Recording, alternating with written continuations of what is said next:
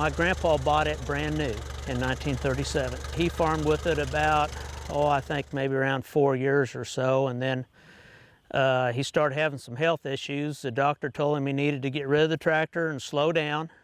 So he sold the tractor and went back to using horse and team. Was out of the family all these years, and about early 1980s, my dad had retired and he decided he'd like to try to find that tractor.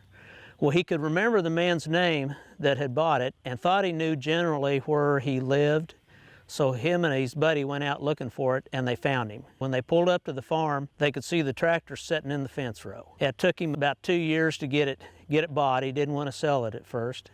So he bought it and put it in his barn, and it sat there for several years. Then about 2003 or so, I got a hold of it, and I decided I wanted to get it rebuilt for my Grandpa Benton's sake, and I got her all done, and I take it to several shows. Of all the tractors I own, this is the only one that for sure will never be sold if I have anything to do with it. I plan on handing it down to grandsons, and then it'll be their responsibility to do whatever they want to with it. But I've got a little two-bottom 212 plow that I'll take out and plow with it every once in a while, and it's pretty neat. You put a load on that tractor and it'll just cackle.